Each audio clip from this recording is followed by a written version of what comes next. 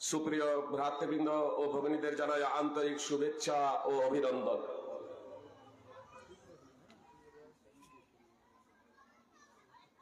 আজকের আলোচ্য বিষয় আমাকে দেওয়া হয়েছে সমাজ সংশোধনে মহিলাদের ভূমিকা।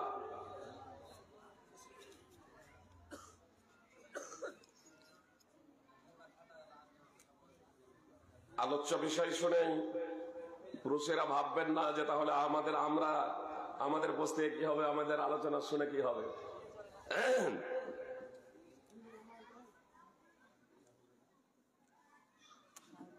একটা সাইকেলের যেমন দুটো চাকা আছে, একটা চাকা যদি অচল হয়ে যায় তাহলে একটা চাকাতে স্বাভাবিকভাবে সাইকেল চালানো সম্ভব না।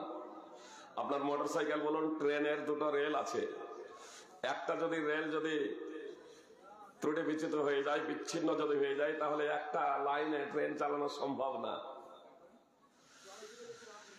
তো সমাজ সংশোধনে নারীদের ভূমিকা, পুরুষদের ছাড়া নারীদের সংশোধন সম্ভব নয়, আর নারীদের ছাড়া পুরুষদেরও পূর্ণতা আসে না সংশোধনে, যতক্ষণ পর্যন্ত নারীদের তাতে সাহায্য এবং সহযোগিতা না থাকে।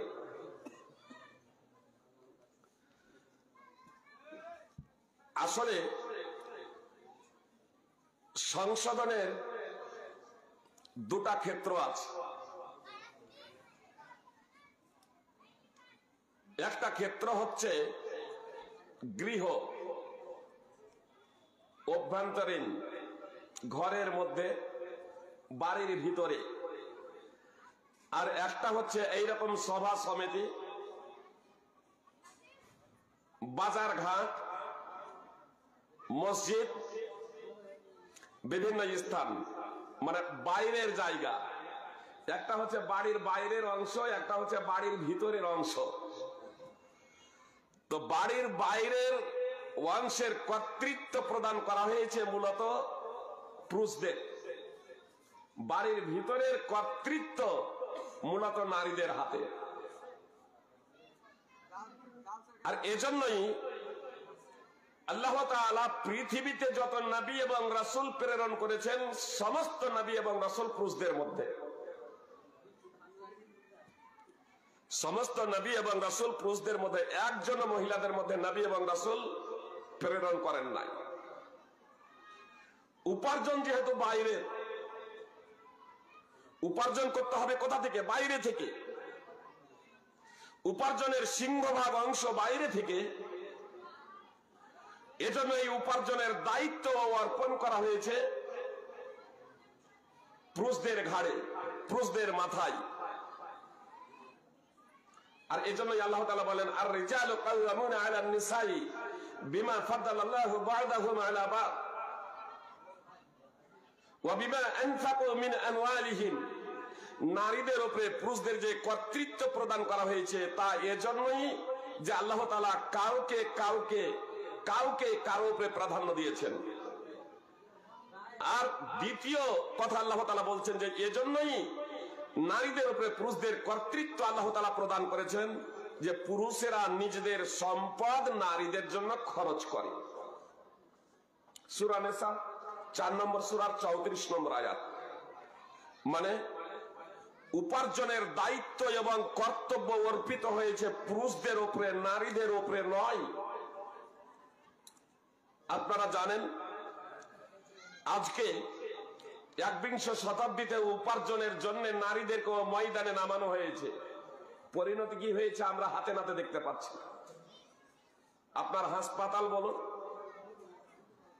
মেডিকেল বলুন, আপনার শিক্ষাঙ্গন বলুন, বিভিন্ন জায়গাতে যেখানে সহাবস্থান নারীদেরকে উপার্জনের মাধ্যম বানানো হয়েছে, পুরুষদের সাথে সাথে কাঁধে কাঁধ মিলিয়ে নারীদেরকে চলতে শেখানো হচ্ছে, তখন নারীরা নিজেদের অস্তিত্ব সংকটে ভুগতে শুরু করেছে। তাদের মান সম্মান ইজ্জত ভুলণ্ঠিত হচ্ছে।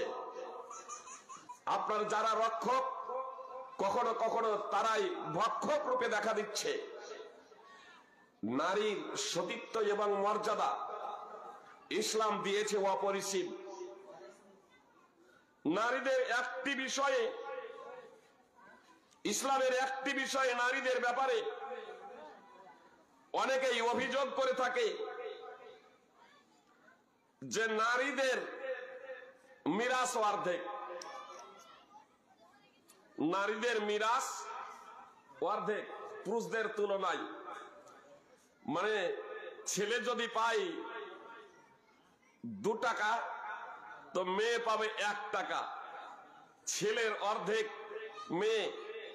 এ বৈষম্য কেন? জি, আপনাদের এতটুকু সুপ্রিয় ভাই এবং বোন যারা কথা আজকে শুনছেন তাদের কাছে আমার বিনীত অনুরোধ, মুসলিম হন আর অমুসলিম হন, কথাগুলো প্রত্যেকে একটু মনোযোগ দিয়ে শুনবেন। আসলে এটাই হচ্ছে ইনসাফ, এটাই হচ্ছে ন্যায় সঙ্গত এবং যুক্তিসঙ্গত। যখন আপনি পুরো ইসলামের সিস্টেম সম্পর্কে অবগত হবেন তখন আপনি বলবেন যে এটাই হচ্ছে ন্যায় সঙ্গত। সুপ্রিয় ভাই এবং বোন, কথা খুব মনোযোগ দিয়ে শুনবেন। যেখানে নারীদেরকে অংশই দেওয়া হতো না, যেখানে নারীদেরকে সম্পদ থেকে বঞ্চিত করা হতো, যেখানে নারীদেরকে পিতামাতার সম্পদ থেকে সম্পূর্ণরূপে বঞ্চিত করা হতো, সেখানে নারীদেরকে অংশ আল্লাহ তাআলা দিয়ে দিয়েছেন। আল্লাহ তাআলা বলেন, লিররিজালি নাসিবুম মিম্মা তারাকাল ওয়ালিদানি ওয়াল আকরাবুন ওয়ালিন্নিসাই নাসিবুম মিম্মা তারাকাল ওয়ালিদানি ওয়াল আকরাবুন মিম্মা কাল্লা মিনহু আও কাসুরা নাসিবাম মাফরুদা। আল্লাহ তাআলা বলছেন, পুরুষদের জন্য মাতা পিতা ও নিকটাত্মীয়রা যা রেখে গিয়েছে তা থেকে একটি অংশ রয়েছে, আর নারীদের জন্য রয়েছে মাতা পিতা ও নিকটাত্মীয়রা যা রেখে গিয়েছে তা থেকে একটি অংশ, তা থেকে কম হোক বা বেশি হোক নির্ধারিত হারে। সূরা নিসা 4 নম্বর সূরার 7 নম্বর আয়াত। অতঃপর 11 নম্বর আয়াতে কিভাবে তারা, পুরুষ এবং মহিলা কিভাবে মিরাস পাবে, উত্তরাধিকার পাবে, সে প্রসঙ্গে আল্লাহ তাআলা আলোচনা করেছেন। তো সূরা নিসার 7 নম্বর আয়াতে আল্লাহ তাআলা স্পষ্ট ভাবে ঘোষণা দিলেন যে পিতা মাতা এবং আত্মীয় স্বজন তার সম্পদে নারীদের অংশ রয়েছে যেমন পুরুষদের অংশ রয়েছে। সেই সম্পদ, ছেড়ে যাওয়া সম্পদ, পরিত্যক্ত সম্পদ পিতা মাতার আত্মীয় স্বজনের, সেটা কম হোক অথবা বেশি হোক, তাতে যেমন পুরুষদের অংশ রয়েছে নারীদের অংশ রয়েছে নির্দিষ্ট হারে।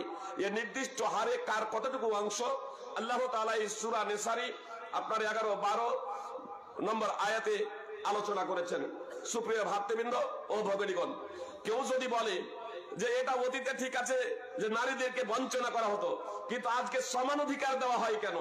আপনাদের বলি, নারীদের যদি ছেলেদের সমান অধিকার দেওয়া হয় তাহলে এটা কি ইনসাফ হবে না এটা অযৌক্তিক হবে?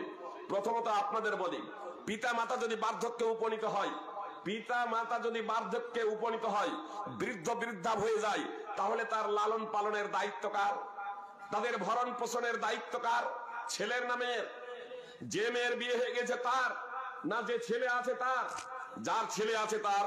তাহলে ছেলের যদি লালন পালনের দায়িত্ব যদি হয়, আর ছেলের যদি লালন পালনের দায়িত্ব হয়, আর মেয়েকে যদি ছেলের সমপরিমাণ সম্পদ যদি দিয়ে দেওয়া হয় বিবাহিতা মেয়েকে, তাহলে এবার বলুন যে সেই মেয়েদের বিয়ে হবে, ছেলেদেরও বিয়ে হবে। এবার মনে করেন যে ছেলের উপরে লালন পালনের পূর্ণ দায়িত্ব বর্তাবে আপনার পিতামাতার, যখন পিতামাতা বার্ধক্যে উপনীত হবে, আর মেয়ের লালন পালনের, মেয়ের উপরে লালন পালনের দায়িত্ব বর্তাবে না। যে বলবেন যে তাহলে মেয়ে কি পিতামাতার সেবা যত্ন করবে না? অবশ্যই মেয়েও পিতামাতার সেবা যত্ন করবে, কিন্তু স্বামীর সেবা যত্নের পরে। স্বামীর সেবা যত্নের পরে। স্বামী যদি বলে পিতামাতার কাছে যেও না, পিতামাতার বাড়ি যেও না, স্বামীর অনুমতি ব্যতি রেখে ইসলাম বলে যে মেয়ে একজন পিতামাতার বাড়ি যেতে পারে না। পিতামাতার বাড়ি যাওয়ার জন্য স্বামীর কাছে অনুমতি লাগবে। তো স্বামীর হক, স্বামীর অধিকার একজন নারীর কাছে, একজন মেয়ের কাছে সর্বাধিক বেশি, সব থেকে অগ্রগণ্য। এজন্য আল্লাহ তাআলা ছেলেকে আপনার সম্পদ মেয়ের তুলনায় ডবল দিয়েছে। এটাই হলো যুক্তিসঙ্গত এবং ন্যায়সঙ্গত। শুধু তাই নয়, একজন পুরুষ একজন ব্যক্তি আল্লাহ রাসূল সাল্লাল্লাহু আলাইহি সাল্লামের কাছে এসে বলছে, আল্লাহ রাসূল, আমার স্ত্রী আছে আর আমার সন্তান সন্ততি আছে, আর আমার পিতারও কিন্তু আমার সম্পদের প্রয়োজন আছে। আমার স্ত্রী আছে, সন্তান সন্ততি আছে, আর আমার পিতারও কিন্তু আমার সম্পদের প্রয়োজন আছে। তো নবী সাল্লাল্লাহু আলাইহি সাল্লাম বললেন, আনতা ওয়া মালুকা লিআবিকা, তুমি এবং তোমার সম্পদ তোমার পিতার জন্য, তুমি আর তোমার সম্পদ তোমার পিতার জন্য। সুনানে ইবনে মাজাহ। সুপ্রিয় ভাতৃবৃন্দ ও ভগ্নীগণ, এজন্যই পুরুষকে অর্থাৎ ছেলেদেরকে ডবল দেওয়া হয়েছে মেয়েদের, যে ছেলেদের উপরে দায়িত্ব বর্তায় পিতা মাতার সেবা যত্ন করার। কিন্তু একজন স্ত্রী একজন মেয়ে, নবী সাল্লাল্লাহু আলাইহি সাল্লামকে জিজ্ঞেস করা হলো, আইয়ুন নিসায়ে খায়র, আল্লাহ রাসূল কোন মেয়েটি সব থেকে ভালো, কোন মহিলাটি সব থেকে ভালো? তো নবী সাল্লাল্লাহু আলাইহি সাল্লাম জবাব দিলেন, আল্লাতী তাসুররুহু ইদা নাযারা ওয়া ইদা তুতিউহু ইদা আমারা ওয়ালা তুখালিফুহু ফি নাফসিহা ওয়া মালিহা ফিমা ইয়াকরা। নবী সাল্লাল্লাহু আলাইহি সাল্লাম বললেন, সেই মহিলা সব থেকে উত্তম। আমার মা এবং বোনেরা কথা খুব মনোযোগ দিয়ে শুনুন। নবী সাল্লাল্লাহু আলাইহি সাল্লাম বললেন, সেই মহিলা সব থেকে উত্তম যে মহিলার দিকে তার স্বামী তাকালে সে সন্তুষ্ট হয়ে যায়, যে মহিলার দিকে স্বামী তাকালে সে সন্তুষ্ট হয়ে যায় এবং আদেশ করলে তৎক্ষণাৎ সে বাস্তবায়ন করে। যতক্ষণ পর্যন্ত শরীয়ত সম্মত স্বামী কথা বলে, যখনই কোনো কথা বলে স্ত্রী তা সঙ্গে সঙ্গে বাস্তবায়ন করে, সাধ্যমতো প্রচেষ্টা করে তা বাস্তবায়নের। কখনো স্ত্রী বলে না আমি এটা করব না। অতুতিউহু ইদা আমারা। আবার মা এবং বোনেরা কথা খুব মনোযোগ দিয়ে শুনুন। নবী সাল্লাল্লাহু আলাইহি সাল্লাম বলছেন, সবথেকে ভালো মহিলাকে প্রশ্ন করা হলে নবী সাল্লাল্লাহু আলাইহি সাল্লাম জবাব দিচ্ছেন, আল্লাতী তাসুররুহু ইদা নাযারা। স্বামী যখন মেয়ে স্ত্রীর দিকে তাকায় তখন স্বামী সন্তুষ্ট হয়ে যায়, আর স্বামী যখন নির্দেশ দেয় তখন তা বাস্তবায়ন করে, তার আনুগত্য করে। আল্লাহ তাআলা বলেন, ওয়া মিন আয়াতিহি আন খালাকা লাকুম মিন আনফুসিকুম আজওয়াজাল লিতাসকুনু ইলাইহা ওয়া জাআলা বাইনাকুম মাওয়াদ্দাতান ওয়া রাহমা ইন্না ফী যালিকা লাআয়াতিন লিকাওমিন ইয়াতাফাক্কারুন। আল্লাহ তাআলা বলছেন, আল্লাহ তাআলার নিদর্শন সবের মধ্যে রয়েছে যে তিনি তোমাদের জন্য তোমাদের থেকেই স্ত্রীদের সৃষ্টি করেছেন যাতে তোমরা তাদের কাছে প্রশান্তি পাও, আর তিনি তোমাদের মধ্যে ভালোবাসা ও দয়া সৃষ্টি করেছেন। নিশ্চয় এর মধ্যে নিদর্শনাবলী রয়েছে সে কওমের জন্য যারা চিন্তা করে। সুপ্রিয় ভাই এবং বোন, কথা একটু মনোযোগ দিয়ে শুনবেন। এই আয়াতটি সূরা রুম 30 নম্বর সূরার 21 নম্বর আয়াত। আল্লাহ তাআলা বললেন যে আল্লাহ তাআলার নিদর্শন সমূহের মধ্যে এটাও রয়েছে যে আল্লাহ তাআলা তোমাদের মধ্য থেকেই, অর্থাৎ পুরুষদের মধ্য থেকেই, এই পুরুষ মানব জাতির মধ্য থেকেই আল্লাহ তাআলা নারীদেরকে সৃষ্টি করেছেন, জোড়া সৃষ্টি করেছেন, তাদের অর্ধাঙ্গিনীদের স্ত্রীদের সৃষ্টি করেছেন। কেন সৃষ্টি করেছেন? লিতাসকুনু ইলাইহা, যাতে তার কাছে তারা প্রশান্তি লাভ করে। আল্লাহ তাআলা এ কথা বললেন না যাতে তার কাছে বাস করে, প্রশান্তি লাভ করেন, প্রশান্তি লাভ করে। স্বামী এবং স্ত্রীর এই দাম্পত্য জীবন যে কোনো সম্পর্কের সাধারণ মানবীয় সাধারণ সম্পর্ক থেকে অনেক ঊর্ধ্বে। এটা সাময়িক নয়, এটা সাময়িক নয়, লিভ টুগেদারের মতো সম্পর্ক নাই। মন চাইলো যার সাথে ইচ্ছা এ সম্পর্ক তেমন না, পশুর মতো এ সম্পর্ক না। সুপ্রিয় ভাই এবং বোন, আপনার এটা হচ্ছে দাম্পত্য জীবনের একটা এমন এক গাঢ় সম্পর্ক যে উভয়ের মায়া মমতা, উভয়ের মধ্যে সহমর্মিতা। স্বামী যদি অস্থির হয়ে যায় তাহলে স্ত্রীর কাছে এসে প্রশান্তি লাভ করবে, তার অস্থিরতা দূর হয়ে যাবে। সে যদি বিপদে পড়ে, সে যদি দুঃখে কষ্টে যদি নিমজ্জিত হয়, তাহলে সে স্ত্রীর কাছে আসবে, আর স্ত্রীর কাছে আসার পরে সেই তার বিপদ, সেই কষ্ট অনেকটা লাঘব হয়ে যাবে, তার ভয় ভীতি দূর হয়ে যাবে, স্ত্রীর কাছে সে প্রশান্তি লাভ করবে। আল্লাহ তাআলা এই স্ত্রীকে এজন্যই পুরুষদের মধ্য হইতে, মানুষদের মধ্য হইতে সৃষ্টি করেছেন। আল্লাহ তাআলা বলছেন এর মধ্যে রয়েছে নিদর্শন, লিতাসকুনু ইলাইহা, যাতে পুরুষেরা স্ত্রীর কাছে প্রশান্তি লাভ করে। এবার তাহলে স্ত্রীকে কেমন হতে হবে সুপ্রিয় ভাই এবং বোন? শুধু শিক্ষা অর্জন করলে হবে না, যে কথার উপরে কথা, জবাবের উপরে জবাব, যে মুখের উপরে মুখ রেখে যে কথা বলে, চোখের উপরে চোখ রেখে যে কথা বলে, এই ধরনের মেয়ে যদি হয় তাহলে সেই পরিবারে শান্তি বিরাজ করতে পারে না। আল্লাহ তাআলা বলছেন যে আল্লাহ তাআলার নিদর্শনাবলীর মধ্যে রয়েছে যে তিনি পুরুষদের মধ্যে তাদের জন্য তাদের মধ্য থেকেই তৈরি করেছেন তাদের স্ত্রীদের, তাদের জোড়া, তাদের অর্ধাঙ্গিনীদের, লিতাসকুনু ইলাইহা, যাতে তারা পুরুষেরা নারীদের কাছে প্রশান্তি পায়। আল্লাহ তাআলা বলেন হুড্ডা লিবাসুল লাকুম ওয়া আনতুম লিবাসুল লাহুন, নারীরা হচ্ছে তোমাদের পোশাক, আর নারীরা হচ্ছে তোমাদের পোশাক, আর তোমরাও হচ্ছে নারীদের পোশাক। হুন্না লিবাসুল লাকুম ওয়া আনতুম লিবাসুল লাহুন, নারীরা হচ্ছে তোমাদের পোশাক আর তোমরা হচ্ছে নারীদের পোশাক। সূরা বাকারা 2 নম্বর সূরার 187 নম্বর আয়াতের অংশ বিশেষ। অর্থাৎ স্ত্রীরা হচ্ছে স্বামীদের জন্য পোশাক স্বরূপ, আর স্বামীরা হচ্ছে স্ত্রীদের জন্য পোশাক স্বরূপ। পোশাকের দ্বারা কি হয়? কিছুদিন আগেই আমরা গরমের পোশাক পরতাম, শীতের সময় এসেছে, শীতের আমেজ আসতে আমরা ঠান্ডার পোশাক পরিধান করতে শুরু করেছি, তাই না? মানে পোশাক দ্বারা এ শরীরের হেফাজত হয়, যেমন একদিকে এ পোশাক দ্বারা শরীর গরম হয়, এ পোশাক দ্বারা শরীরকে রক্ষা করা হয়, এ পোশাক দ্বারা শরীরকে রক্ষা করা হয়, এ পোশাক দ্বারা শান্তি অনুভব করা হয়, এ পোশাক দ্বারা প্রশান্তি লাভ করা হয়। আপনার বুলেট প্রুফ পোশাকও আছে। আপনার যুদ্ধের সময় আপনার ফোর্স মিলিটারি, আপনার সৈনিকেরা আপনার যুদ্ধের সময় আপনার বুলেট প্রুফ জ্যাকেট পরিধান করেন, যাতে অন্যের বুলেটের গুলি তার দেহকে ক্ষতবিক্ষত না করে দেয়। তাহলে পোশাক বিভিন্ন ধরনের হয়, কখনো আপনার যুদ্ধাস্ত্র হিসেবে যুদ্ধের পোশাক, আপনার কখনো গরমের পোশাক, আপনার কখনো শীতের পোশাক। আল্লাহ তাআলা সার্বিক ভাবে নারীদেরকে বললেন হুন্না লিবাসুল লাকুম ওয়া আনতুম লিবাসুল লাহুন, নারীরা হচ্ছে তোমাদের পোশাক, তোমরা হচ্ছে নারীদের পোশাক। স্বামীদেরকে স্ত্রীর পোশাক বললেন, স্ত্রীদেরকে স্বামীর পোশাক বললেন। এর তাৎপর্য কি সুপ্রিয় ভাই এবং বোন? পোশাক দ্বারা কি হয়? শরীরে যা কিছু আছে সবকিছুকে আবৃত করা হয়, তাই তো? শরীরে যদি দাগ থাকে, শরীরে যদি ক্ষত থাকে, শরীরে যদি কোনো চিহ্ন থাকে, দাগ থাকে, তাহলে সেই দাগ আপনার আবৃত হয়ে যায়, ঢেকে যায় এই পোশাক দ্বারা।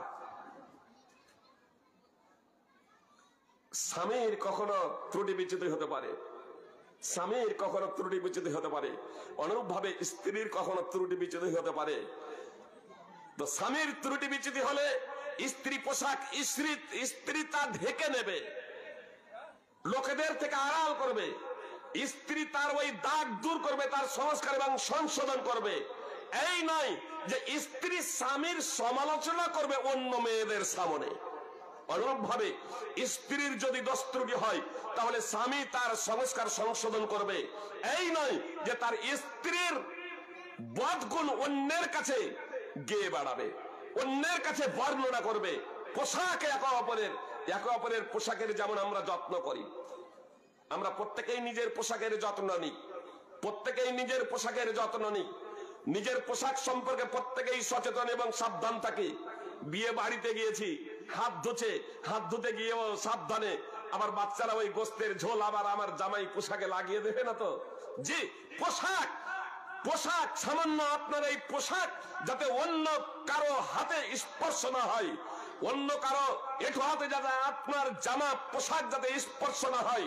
অনুরূপ ভাবে একজন নারী সদা সর্বদা চাইবে যে তার পোশাক স্বামী যাতে পরকে লিপ্ত না হয়ে যায়, অন্য নারীদের প্রতি সে যাতে মুগ্ধ না হয়ে যায়। অনুরূপ ভাবে পুরুষের মধ্যে গায়রাত থাকবে, আত্মমর্যাদা থাকবে, যে তার স্ত্রীকে কোনো পুরুষ যাতে স্পর্শ না করে। তার পুরুষের সাথে, তার স্ত্রীর সাথে কোন পুরুষ যাতে হাসি ঠাট্টার ছলে গল্প না করে, মজাক না করে, হাসি ঠাট্টা বিদ্রুপ না করে, তাকে নিয়ে হই হট্টগোল না করে, তাকে নিয়ে রেস্টুরেন্টে ঘুরতে না যায়, পার্কে ঘুরতে না যায়। এই আত্মমর্যাদা প্রত্যেক পুরুষের থাকা একান্ত কর্তব্য। পোশাক একে অপরের, সামান্য আপনার এঠো যে গোস্তের হাত আপনার জামাই লেগে যাবে বলে আপনি আপনার পোশাকের কতটা হেফাজত করেন।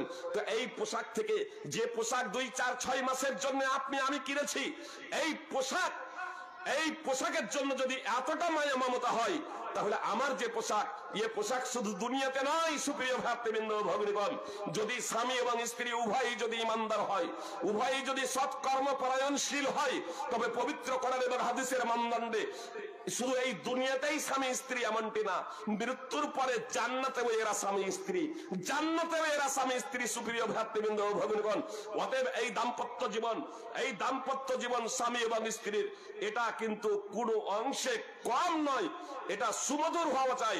আর সুমধুর তখনই সম্ভব যখন আমরা পোশাকের বিষয়টা সম্পর্কে বিশেষভাবে অবগত হব, নিজের পোশাকের হেফাজত এবং সংরক্ষণ করব। সুপ্রিয় ভাই এবং বোন, তো আল্লাহ তাআলা বলছেন, ওয়া মিন আয়াতিহি আন খালাকা লাকুম মিন আনফুসিকুম আজওয়াজান লিতাসকুনু ইলাইহা। আর আল্লাহ তাআলা নিদর্শন সমূহের মধ্যে রয়েছে যে তিনি তোমাদের মধ্যে থেকে তোমাদের স্ত্রীদেরকে সৃষ্টি করেছেন, লিতাসকুনু ইলাইহা, যাতে তোমরা স্ত্রীদের কাছে প্রশান্তি লাভ করো। মুহাম্মদ সাল্লাল্লাহু আলাইহি সাল্লামকে প্রশ্ন করা হলো, আইয়ুন নিসায়ে খায়র, আল্লাহ রাসূল কোন মহিলা সব থেকে ভালো, কোন মহিলা সব থেকে ভালো? সুপ্রিয় ভাই এবং বোন, কথা খুব মনোযোগ দিয়ে শুনবেন, কোন মহিলা সব থেকে ভালো? তো নবী সাল্লাল্লাহু আলাইহি সাল্লাম জবাব দিচ্ছেন, আল্লাতী তাসরুহু ইদা নাদারা, সেই মহিলা সব থেকে ভালো যে স্বামী যদি তার দিকে দেখে তাহলে সে খুশ হয়ে যায়। নারীরা খুশ করতে পারে, নারীরা খুশ করতে পারে যারা সতী নারী, যাদের অন্তরে আল্লাহর ভয় ভীতি আছে, অবশ্যই তার দিকে নারী যদি তাকায় নারী খুশ হয়ে যায়। আর যে নারী সতী নয় সেও খুশ করে, কিন্তু স্বামী ছাড়া অন্যদের, স্বামী ছাড়া অন্যদের। আমার মা এবং বোন, আপনাদের পাওয়ার আছে, আপনাদের ক্ষমতা আছে পুরুষকে খুশ করার, সন্তুষ্ট করার। অতএব আপনি যদি ভালো হতে চান, আপনি যদি ভালো হতে চান, মানসিক শান্তি পেতে চান, কবরের শাস্তি থেকে বাঁচতে চান, জাহান্নামের আগুন থেকে বাঁচতে চান, তাহলে পর পুরুষকে সন্তুষ্ট নয়, তাকে হাসানো নয়, বরং হাসান আপনার স্বামীকে। আল্লাতী তাসরুহু ইদা নাদারা, সেই মহিলা সব থেকে উত্তম, সব থেকে ভালো যে স্বামী তার দিকে তাকালেই স্বামী খুশ হয়ে যায়। ওয়া তুতিউহু ইদা আমারা, আর সেই নারীকে কোন কাজের নির্দেশ দিলে তৎক্ষণাৎ তা বাস্তবায়ন করে। ওয়ালা তুখালিফুহু ফি নাফসিহা ওয়া মালিহা ফিমা ইয়াকরাহ, আর সেই মহিলা স্বামী যা অপছন্দ করে তার নিজের জানের ব্যাপারে, তার নিজের সত্তার ব্যাপারে, তো এই সত্তার ব্যাপারে এবং তার সম্পদের ব্যাপারে স্বামী যা অপছন্দ করে স্বামীর বিরুদ্ধাচরণ করে না। স্বামীর নিজের সত্তার ব্যাপারে স্বামী যদি বলে দেয়, সাধারণভাবেই চাচাতো ভাই, মামাতো ভাই, খালাইতো ভাই, এক কথায় যাদের সাথে বিবাহ করা বৈধ, এদের সাথে হাসি ঠাট্টা খোশ মেজাজে গল্প করা এসব যাবে না। এদের দেখেও আপনাকে পর্দা করতে হবে, এটা হলো ইসলামী বিধান। আর স্বামীর যদি নির্দেশ যদি হয়ে যায় যে না এগুলো কোনো কিছু করা যাবে না, স্বামী যদি নির্দেশ যদি দেয় আমার বিনা অনুমতিতে বাপের বাড়িও যাবে না, তাহলে স্ত্রী তার বাপের বাড়িও যায় না। ওয়ালা তুখালিফুহু ফিমা নাফসিহা ওয়া মালিহা, এমনকি সম্পদ, নিজের সম্পদ, যে স্ত্রীর সম্পদ আছে, উত্তরাধিকার সূত্রে তার পিতামাতার সম্পদ পেয়েছে, তার স্বামীর মোহর স্বরূপ সম্পদ পেয়েছে, তার সম্পদ যা কিছু আছে, এ সম্পদ স্বামীর সম্পদ, তো স্বামীর সম্পদ। অবশ্য মুসনাদ আহমদের বর্ণনায় স্বামীর সম্পদের কথা আছে, তো স্বামীর সম্পদ হোক। আর সুনানে নাসাইর বর্ণনায় নিজের সম্পদের কথা আছে, নিজের জান এবং নিজের সম্পদের ব্যাপারে স্বামীর বিরুদ্ধাচরণ করে না, অর্থাৎ এমন কোন জায়গায় নিজের সম্পদ খরচ করে না যা স্বামী অপছন্দ করে, যা স্বামী অপছন্দ করে, ফিমা ইয়াকরাহ, যা স্বামী অপছন্দ করে। এই নয় টাকা আমার, সম্পদ আমার, আমি যা ইচ্ছা তাই করব। একজন ভালো নারী, একজন সতী নারী স্বামীর বিরুদ্ধাচরণ করে না, স্বামী সন্তুষ্ট, স্বামীর সব থেকে ভালো মহিলা সেই মহিলা যে মহিলাদের দিকে তাকালে স্বামী সন্তুষ্ট হয়ে যায়। সুনানে নাসাই হাদিস নম্বর 3231। সুপ্রিয় ভাতৃবৃন্দ, আল্লাহ তাআলা বলেছেন লিতাসকুনু ইলাইহা, নারীদের কাছে, স্ত্রীদের কাছে স্বামী প্রশান্তি লাভ করবে। সূরা রুম 30 নম্বর সূরার 21 নম্বর আয়াত।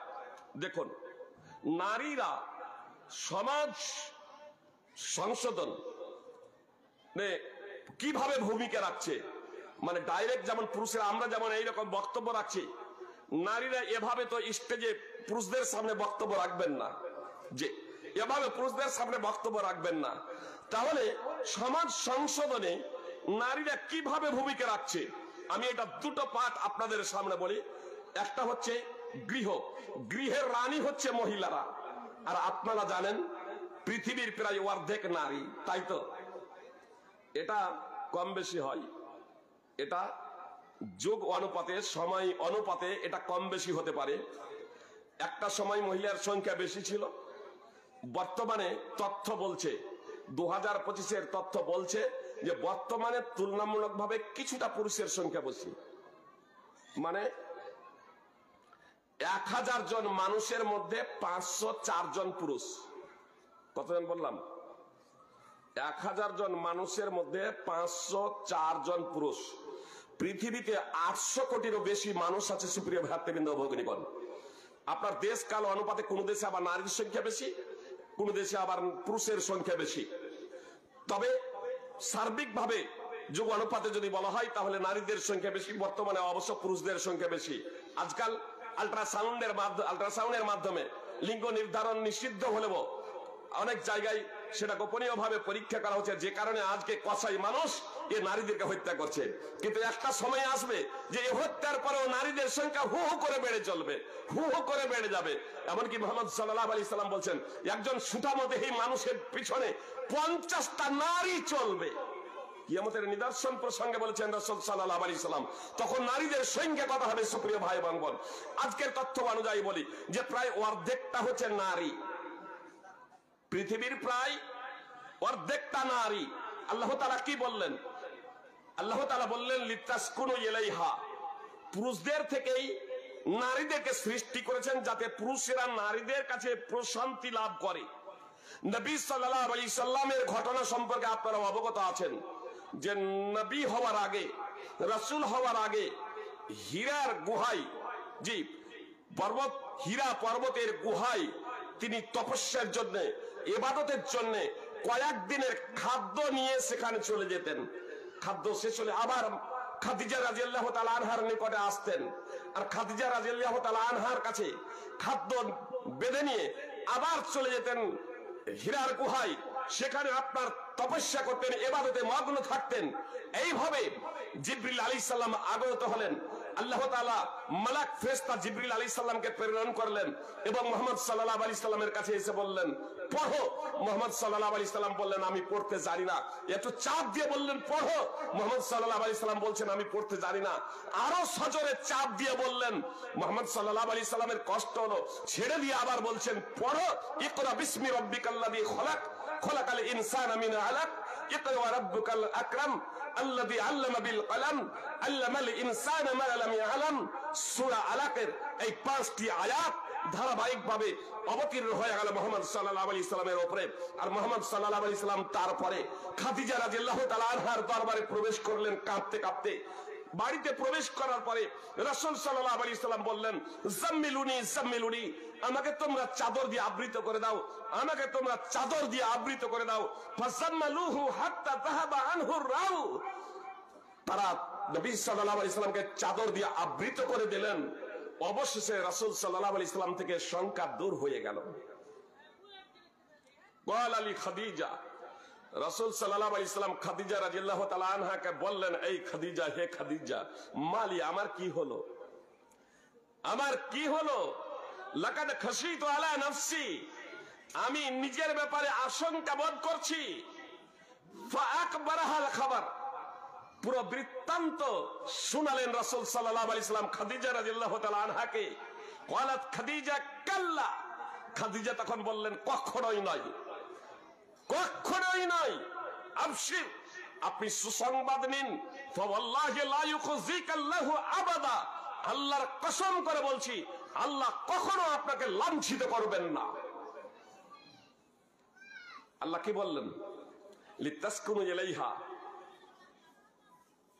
স্বামী পুরুষ স্ত্রীদের কাছে প্রশান্তি লাভ করবে, স্বামী স্ত্রীর কাছে প্রশান্তি লাভ করবে।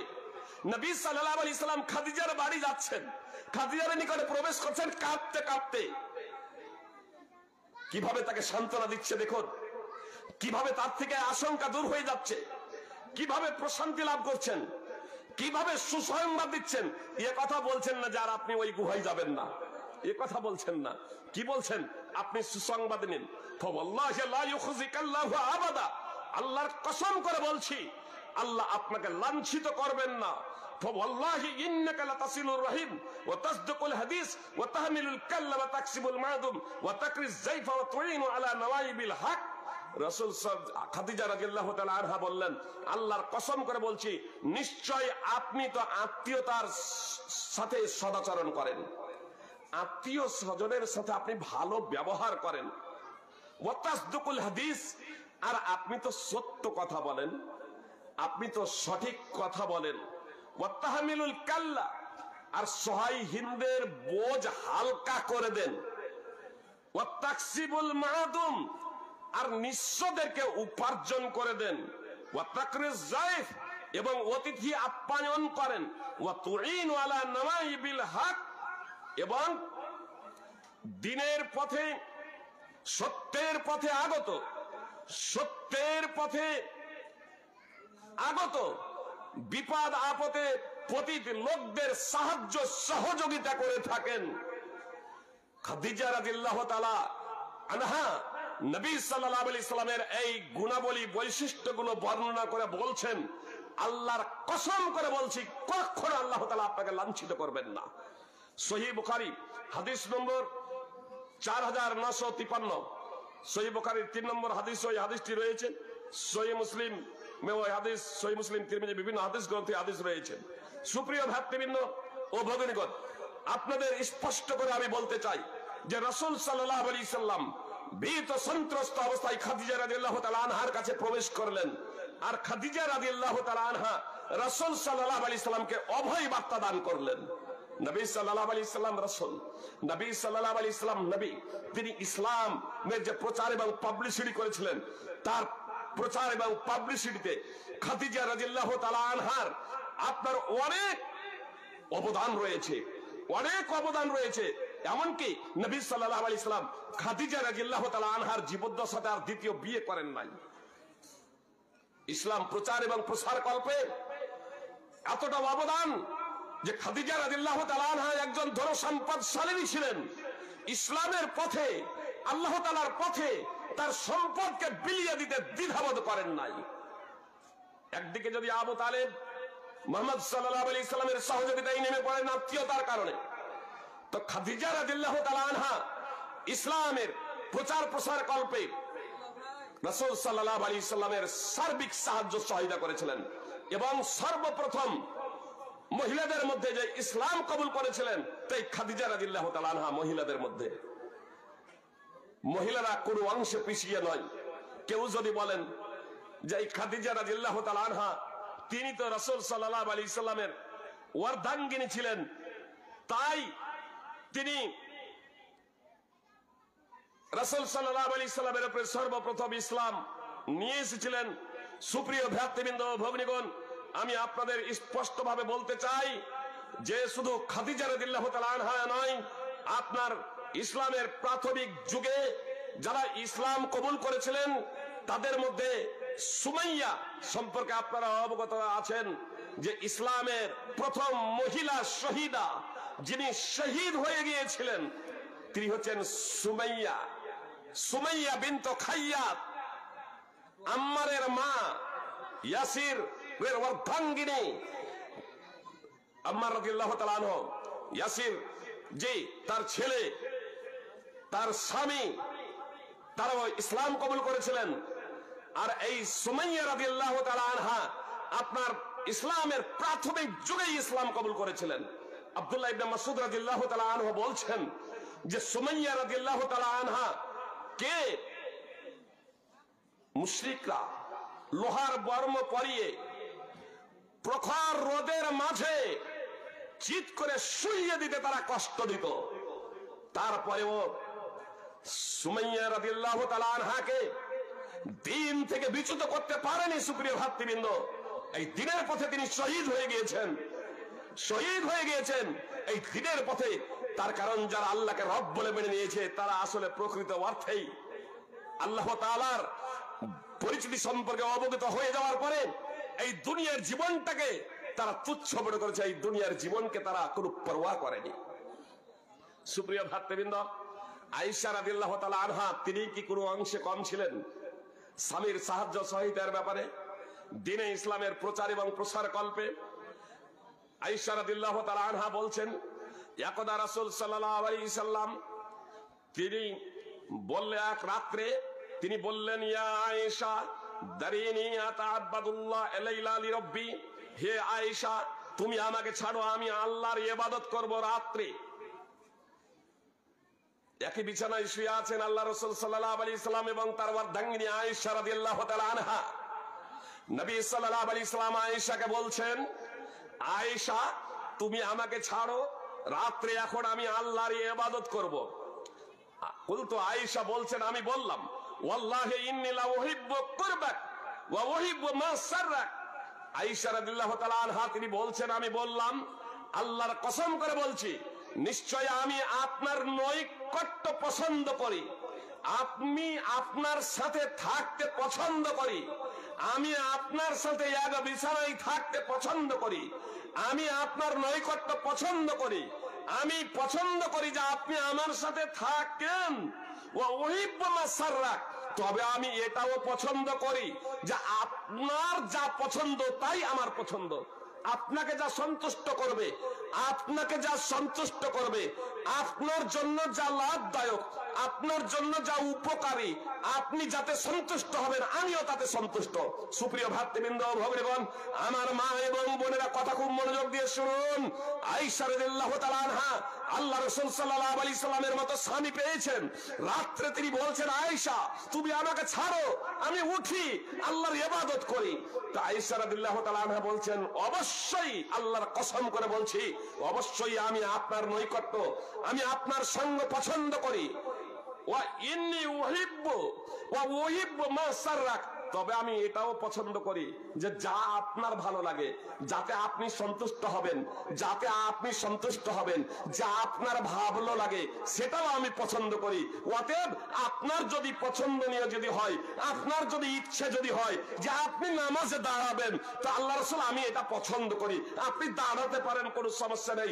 নবী সাল্লাল্লাহু আলাইহি সাল্লাম নামাজে দাঁড়িয়ে গেলেন, নামাজে দাঁড়িয়ে গেলেন, নামাজ পড়তে শুরু করলেন, আর নামাজ পড়তে শুরু করলেন। ফালাম ইয়াজাল ইয়াবকি, নবী সাল্লাল্লাহু আলাইহি সাল্লাম অব্যাহত ধারায় কাঁদতে শুরু করলেন। হাত্তা বাল্লা লিহিয়াতুহু, এমনকি তার দাড়ি ভিজে গেল। ওয়ালাত আয়েশা রাদিয়াল্লাহু তাআলা আনহা বলছেন, সুম্মা বাকা, নবী সাল্লাল্লাহু আলাইহি সাল্লাম ক্রন্দন করছেন। ফালাম ইয়াজাল ইয়াবকি হাত্তা বাল্লাল আরদ, শুধু দাড়ি নয়, আয়েশা রাদিয়াল্লাহু তাআলা আনহা বলছেন যে রাসূল সাল্লাল্লাহু আলাইহি সাল্লামের এক ক্রন্দনে মাটি পর্যন্ত ভিজে গেল, এত ক্রন্দন করলেন। অবশেষে বিলাল রাদিয়াল্লাহু তাআলা আনহু তিনি এলেন এবং নামাজের জন্য আযান দিলেন। রাসূল সাল্লাল্লাহু আলাইহি সাল্লামকে বিলাল রাদিয়াল্লাহু তাআলা আনহু তিনিও কান্না করতে দেখলেন। বিলাল রাদিয়াল্লাহু তাআলা আনহু তখন বলছেন, হে আল্লাহর রাসূল, আপনার আগের পরের সব গুনাহ মাফ, আপনার আগের পরের সব গুনাহ মাফ, এত ক্রন্দন করেন কেন, এত কান্না করেন কেন?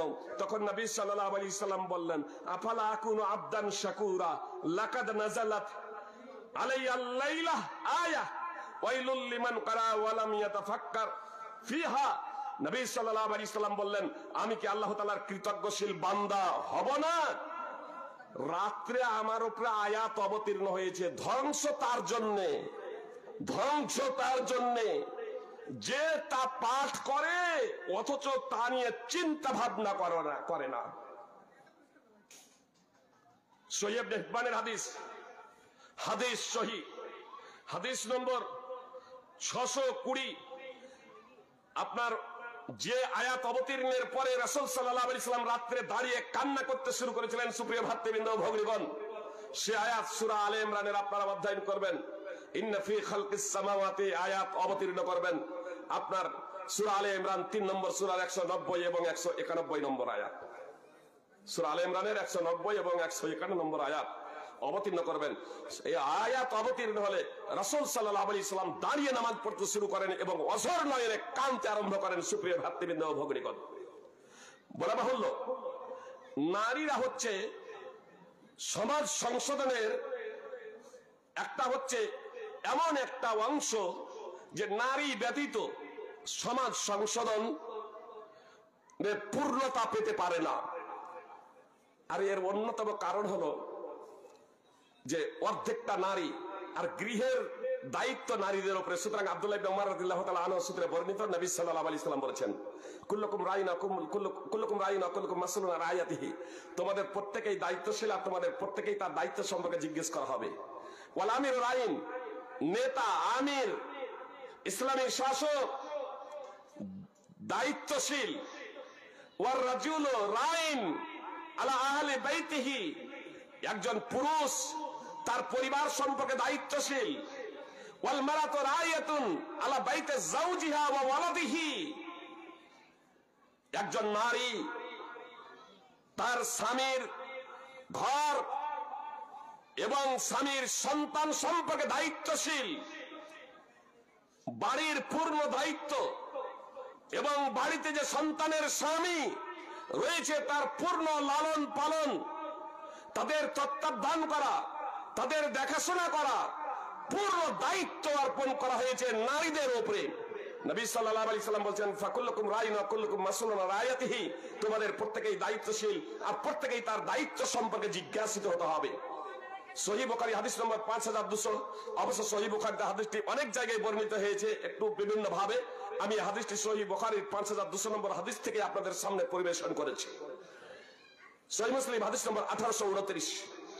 এত দ্বারা স্পষ্ট হয়ে গেল যে নারীরা হচ্ছে বাড়ির কর্ত্রী, বাড়ির কর্ত্রী, রানী, বাড়ির তত্ত্বাবধায়কিনী, বাড়ির দেখভাল, দেখাশোনা, সন্তানের লালন পালনের গুরু দায়িত্ব হচ্ছে নারীদের উপরে। নবী সাল্লাল্লাহু আলাইহি সাল্লাম বলেছেন, কুল্লু মাউলুদি ইউলাদু আলাল ফিতরাহ ফাআবাহু ইউহাব্বিদানিহি আও ইউনাসসিরানিহি আও ইউমাজ্জিসানিহি, প্রত্যেকটা শিশু ফিতরাতের উপরে জন্মগ্রহণ করে, তারপর তার পিতামাতা তাকে ইহুদি বানায় অথবা খ্রিস্টান বানায় অথবা অগ্নি পূজক বানায়, অথবা অগ্নি পূজক বানায়। সহিহ বুখারী হাদিস নম্বর 1385, সহিহ মুসলিম হাদিস নম্বর 2658। সহিহ মুসলিমের একটি বর্ণনা আছে, ফাইন কানা মুসলিমাইনি ফামুসলিম, যদি পিতামাতা মুসলিম হয় সে মুসলিম। দেখুন, ফিতরাতের উপরে জন্মগ্রহণ করে, তারপর তার পিতামাতা তাকে ইহুদি বানায়, খ্রিস্টান বানায়, অগ্নি পূজক বানায়, মুসলিম বানায়, এ কথা বলা হলো না। সহিহ মুসলিমের একটি বর্ণনায় বলা হলো এতটুকু যে পিতামাতা মুসলিম হলে সে মুসলিম হয়। ইহুদি খ্রিস্টানের ব্যাপারে যেমন বলা হচ্ছে ইহুদি বানায়, খ্রিস্টান বানায়, অগ্নি পূজক বানায়, একটি বর্ণনায় আছে ওয়া ফি রিওয়ায়াতিন উখরা ইউশারিকানিহি, অথবা তার পিতামাতা তাকে মুশরিক বানায়। ফল কথা, প্রত্যেকটা শিশু ফিতরাতের উপরে তথা ইসলামের উপরে তথা মুসলিম হিসেবে জন্মগ্রহণ করে, অতঃপর তার পিতামাতা তাকে ইহুদি, খ্রিস্টান, অগ্নি পূজক, মুশরিক, এক কথায় অমুসলমান বানিয়ে দেয়। তো সুপ্রিয় ভাই এবং বোন, আমাদের ছেলে মেয়েদের মুসলিম ধরে রাখাটা খুব সহজ, কষ্ট করে বানাতে হবে না। মুসলিম হিসেবে জন্মগ্রহণ করেছে, তাকে মুসলিম রাখবেন, তাকে মুসলিম হিসেবেই আপনার ধরে রাখা দায়িত্ব এবং কর্তব্য। আর এই দায়িত্ব কর্তব্য মায়েদের উপরে, মেয়েদের উপরে অনেক বেশি পিতার থেকে। পিতা তো উপার্জনের দায়িত্ব দেওয়া হয়েছে বাইরে, পিতা তো উপার্জন করে নিয়ে আসবে। তাহলে সবসময় বাচ্চার কাছে, ছেলে মেয়ের কাছে পিতা থাকে না, গার্জেন থাকে না, অভিভাবক থাকে না, সেখানে থাকে তার মা, তার অভিভাবিকা। তো এদের উপরে গুরু দায়িত্ব হলো ছেলে এবং মেয়েদের সঠিকভাবে লালন পালন করা। এর জন্য সঠিকভাবে লালন পালন যদি করতে হয়, সঠিকভাবে লালন পালন যদি করতে হয়, তাহলে জ্ঞান ছাড়া এটা সম্ভব নয়। আর এজন্য সর্বপ্রথমত জ্ঞানার্জন করতে হবে। এজন্য মুহাম্মদ সাল্লাল্লাহু আলাইহি সাল্লাম বলেছেন, তালাবুল ইলমি ফারিজাতুন আলা কুল্লি মুসলিম, প্রত্যেক মুসলিমের জন্য জ্ঞানার্জন করা অপরিহার্য কর্তব্য। সহিহুল জামি হাদিস নম্বর 3913-14। পুরুষ এবং মহিলা উভয়ের জন্য জ্ঞানার্জন করা অপরিহার্য কর্তব্য। আর এখানে যে জ্ঞানার্জনের কথা বলা হলো, সেই জ্ঞানটা হলো দ্বীনি জ্ঞান তথা ধর্মীয় জ্ঞান। আপনি অন্যান্য বিদ্যাও শিখতে পারেন, অন্যান্য জ্ঞানও শিখতে পারেন, তাহলে দ্বীনি এবং ধর্মীয় জ্ঞান প্রত্যেক মুসলমান এবং নারীদের জন্য অন্তত ততটা যতটা দৈনিক আমাদের জীবনে অপরিহার্য কর্তব্য। এটা আমাকে এবং আপনাকে শিখতেই হবে সুপ্রিয় ভাই এবং বোন, এবং এটা কম্পালসারি। ইমাম বুখারী 3টা অনুচ্ছেদ রচনা করেছেন নারীদের শিক্ষার ব্যাপারে। 3টি অনুচ্ছেদ খুব গুরুত্বপূর্ণ, আপনার 97 নম্বর হাদিসকে কেন্দ্র করে এবং 98 নম্বর হাদিসকে কেন্দ্র করে এবং 7310 নম্বর হাদিসকে কেন্দ্র করে আপনারা সহিহ বুখারী 6 খণ্ডে যা আছে আপনারা সেগুলো অধ্যয়ন করবেন সুপ্রিয় ভাতৃবৃন্দ ও ভগ্নীগণ।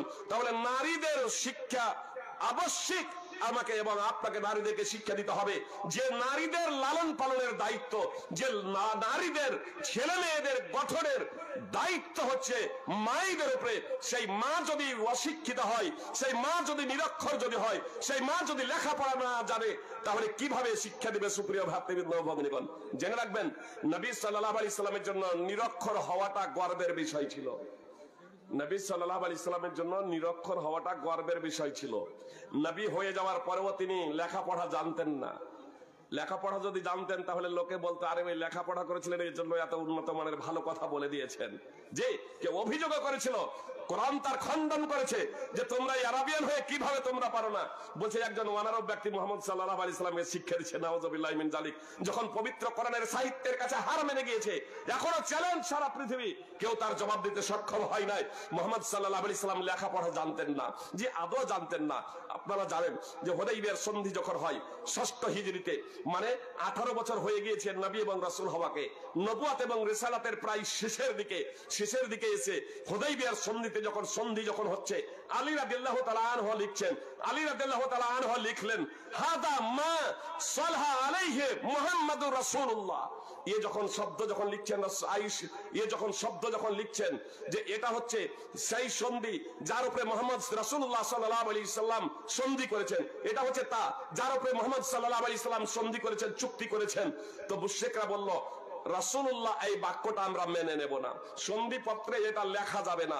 তখন রাসূল সাল্লাল্লাহু আলাইহি সাল্লাম আলী রাদিয়াল্লাহু তাআলা আনহুকে বললেন, শান্তি শৃঙ্খলা বজায় রাখার লক্ষ্য এবং উদ্দেশ্যে, আলী তুমি এটা মিটিয়ে দাও, তুমি রাসূলুল্লাহ বাক্যটা মিটিয়ে দাও সন্ধিপত্র থেকে।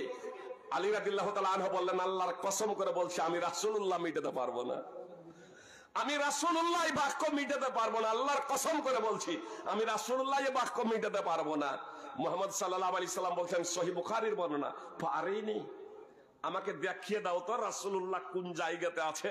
তার সামনেই আছে, তিনি দেখেও না দেখতে পাচ্ছেন না, তিনি দেখেও আল্লাহর পক্ষ থেকে আর হাদিসের ভাবার্থ আল্লাহ তাআলার পক্ষ থেকে শব্দ এবং শব্দ মুহাম্মদ সাল্লাল্লাহু আলাইহি সাল্লামের খুব যে অন্য জনের মহান আল্লাহ তাআলার। এটাই তো হচ্ছে এই কোরআনের বরত্ব, কোরআনের চ্যালেঞ্জ যে মুহাম্মদ সাল্লাল্লাহু আলাইহি সাল্লাম নিরক্ষর, তার বর্ণ জ্ঞান ছিল না। সহিহ বুখারীর হাদিস 3184 নম্বর হাদিস, সহিহ মুসলিমের হাদিস রয়েছে সুপ্রিয় ভাতৃবৃন্দ ও ভগ্নীগণ, মুহাম্মদ সাল্লাল্লাহু আলাইহি সাল্লাম জানেন না, তিনি জানেন না, তিনি তার সামনে আছে সন্ধিপত্র, কোন জায়গাতে রাসূলুল্লাহ বাক্যটা আছে তিনি বুঝতে পারছেন না। আলী রাদিয়াল্লাহু তাআলা আনহুকে মিটাতে বলছেন, আলী বলছেন আল্লাহর কসম করে বলছি আমি মিটাবো না। মুহাম্মদ সাল্লাল্লাহু আলাইহি সাল্লাম বলেন, আমাকে দেখিয়ে দাও, পারিনি, আমাকে দেখিয়ে দাও যে রাসূলুল্লাহ বাক্যটা কোথায়। মুহাম্মদ সাল্লাল্লাহু আলাইহি সাল্লামকে দেখানো হলো, তখন মুহাম্মদ সাল্লাল্লাহু আলাইহি সাল্লাম হাত দিয়ে মিটিয়ে দিলেন, দেখানোর পরে হাত দিয়ে মিটিয়ে দিলেন। তো মুহাম্মদ সাল্লাল্লাহু আলাইহি সাল্লামের নিরক্ষর হওয়াটা সৌভাগ্যের, এটা তার জন্য একটা উন্নত সবথেকে উৎকৃষ্টতর বৈশিষ্ট্য মুহাম্মদ সাল্লাল্লাহু আলাইহি সাল্লামের জন্য, যে একজন নিরক্ষর ব্যক্তি তিনি যদি নবী না হতেন, রাসূল না হতেন, তাহলে এত সুন্দর কথা, চূড়ান্ত বাস্তব কথা, ভবিষ্যৎ সম্পর্কে কথা বলা সম্ভব ছিল না, যা অক্ষরে অক্ষরে মিলে যায়, কিয়ামতের আগে পর্যন্ত যা কিছু হবে সব মিলে যাবে। এটা তো মুহাম্মদ সাল্লাল্লাহু আলাইহি সাল্লামের জন্য ছিল সৌভাগ্যের বিষয় সুপ্রিয় ভাই এবং বোন। কিন্তু আমার আপনার জন্য আমার আপনার জন্য, মুসলমানদের জন্য, মানুষের জন্য এই নিরক্ষর হওয়াটা সৌভাগ্যের নয়। এই নিরক্ষর হওয়াটা সৌভাগ্যের নয়। আপনাকে স্বাক্ষর হতে হবে, আপনাকে লেখাপড়া করতে হবে। এজন্য শেফা বিনতে আব্দুল্লাহকে রাসূল সাল্লাল্লাহু আলাইহি সাল্লাম বলেছিলেন, হাফসা রাসূল সাল্লাল্লাহু আলাইহি সাল্লামের অর্ধাঙ্গিনী, তার নিজের অর্ধাঙ্গিনীকে লেখাপড়া শিখাতে বলেছিলেন আপনার শেফা বিনতে আব্দুল্লাহকে। সুনানে আবি দাউদ হাদিস নম্বর 3883, মায়েশা রাদিয়াল্লাহু তাআলা আনহা, তিনিও হাদিসের বর্ণনাকারী, ইসলামের খিদমতে সমাজ সংশোধনে সমাজের মানুষের কাছে পৌঁছে দিয়েছিলেন। আবু মুসা আশআরী রাদিয়াল্লাহু তাআলা আনহু বলছেন, মাশকালা আলাইনা আসহাবা রাসূলুল্লাহ সাল্লাল্লাহু আলাইহি সাল্লাম হাদিসুন কাত্ত ফাসালনা আয়েশাতা ইল্লা ওয়াজাদনা ইনদাহা মিনহু ইলমা। আবু মুসা আশআরী রাদিয়াল্লাহু তাআলা আনহু বিখ্যাত সাহাবী, বড় সাহাবীদের একজন। তিনি বলছেন, আমাদের, শুধু তার কাছে না, তিনি বলছেন আমাদের তথা আল্লাহ রাসূল সাল্লাল্লাহু আলাইহি সাল্লামের সাহাবীদের নিকটে নবী সাল্লাল্লাহু আলাইহি সাল্লামের কোন হাদিস যখনই মুশকিল হয়েছে, এই হাদিসের তাৎপর্য কি, এই হাদিসের ভাবার্থ কি, তখন আমরা আয়েশা রাদিয়াল্লাহু তাআলা আনহাকে জিজ্ঞেস করেছি, আর তার কাছে এর সুষ্ঠু সমাধান পেয়ে গেছি। উদাহরণস্বরূপ হাদিসটি সংক্ষিপ্ত কেউ বর্ণনা করেছেন, কেউ শুনেছেন সংক্ষিপ্ত, তার প্রেক্ষাপট সম্পর্কে অবগত নন। কোন প্রেক্ষাপটে রাসূল সাল্লাল্লাহু আলাইহি সাল্লাম হাদিস বলেছেন, প্রেক্ষাপট সম্পর্কে অবগত ছিলেন মায়েশা রাদিয়াল্লাহু তাআলা আনহা। তার কাছে গিয়ে যখন জিজ্ঞেস করেছেন, মায়েশা রাদিয়াল্লাহু তাআলা আনহা তখন বলে দিয়েছেন যে এটা হচ্ছে এই প্রেক্ষাপট, এর তাৎপর্য হচ্ছে এই, এর ভাবার্থ হচ্ছে এই। তো মায়েশার কাছে হাদিসের ব্যাখ্যা বিশ্লেষণ পেয়ে গেছেন। নারীরা ইসলাম প্রচার এবং প্রসারের ক্ষেত্রে সমাজ সংশোধনের ব্যাপারে তারা পিছিয়ে ছিলেন না। সুপ্রিয় ভাই এবং বোন, সুনানে তিরমিজি হাদিস নম্বর 3883, ইমাম যাহাবী রাহিমাহুল্লাহ মিজানুল ইতিদালে হাজার হাজার বর্ণনাকারীর জীবনে উল্লেখ করেছেন, পুরুষ এবং মহিলা, কথা খুব মনোযোগ দিয়ে শুনবেন, হাজার হাজার বর্ণনাকারীর জীবনী উল্লেখ করেছেন পুরুষ এবং মহিলা, যে এই লোকটা কেমন ছিল, এই মেয়েটা কেমন ছিল, ওই লোকটা কেমন ছিল, ওই মহিলাটি কেমন ছিল। মানে হাদিসের বর্ণনাকারী যারা, হাদিসের সংরক্ষণ যারা, হাদিসের বর্ণনাকারী, এই মহিলা এবং পুরুষটা সৎ ছিল তো, ভালো ছিল তো, নির্ভরযোগ্য ছিল তো, তার স্মৃতিশক্তি সবল ছিল তো, সে তার স্মৃতিশক্তি দুর্বল হয়ে যায়নি তো, এই লোকটা মিথ্যাবাদী নয় তো, এই লোকটা মানুষের সাথে প্রতারণা করে না তো, এই লোকটা হাদিস জালকারী নয় তো। এইভাবে মিজানুল ইতিদালে অনেকগুলো বর্ণনাকারীর জীবনী তিনি উল্লেখ করেছেন। আশ্চর্যজনক হলো তিনি সাক্ষ্য দিচ্ছেন যে পুরুষদের মধ্যে মিথ্যাবাদীও আছে, হাদিস জালকারীও আছে, কিন্তু নারীদের মধ্যে হাদিস বর্ণনাকারী তো আছে, কিন্তু মিথ্যাবাদী আর হাদিস জালকারী নেই। সুবহানাল্লাহ, নারীদের মধ্যে মিথ্যাবাদী এবং হাদিস জালকারী নেই। আমার মা এবং বোনেরা, সেই যুগের নারীদের আমি কথা বলছি, আর আজকের নারী, আপনারা চরিত্র গঠন করুন। দিনের প্রচার এবং প্রসার কল্পে আপনাদের ভূমিকা অতীব গুরুত্বপূর্ণ। আল্লাহ তাআলা বলেন, ইয়া আইয়ুহাল্লাযীনা আমানু কু আনফুসাকুম ওয়া আহলিকুম নারা, হে ঈমানদারেরা, তোমরা নিজেরা নিজদেরকে জাহান্নামের আগুন থেকে বাঁচাও এবং তোমাদের পরিবার পরিজনকে বাঁচাও। ইয়া আইয়ুহাল্লাযীনা আমানু, হে ঈমানদারেরা, কু আনফুসাকুম ওয়া আহলিকুম নারা, তোমরা নিজেরা নিজদের এবং তোমাদের পরিবার পরিজনকে জাহান্নাম থেকে বাঁচাও, আগুন থেকে বাঁচাও। ওয়াকুদুহান নাস ওয়াল হিজারা, যার ইন্ধন হবে মানুষ এবং পাথর। সূরা তাহরিম 66 নম্বর সূরার 6 নম্বর আয়াতের অংশবিশেষ। অতএব আপনাদের কাছে আমার বিনীত অনুরোধ, সুপ্রিয় ভ্রাতৃবৃন্দ ও ভগিনীগণ, আমাদের মা এবং বোনেদের সমাজ সংশোধনের ব্যাপারে অতীব গুরুত্বপূর্ণ ভূমিকা রয়েছে।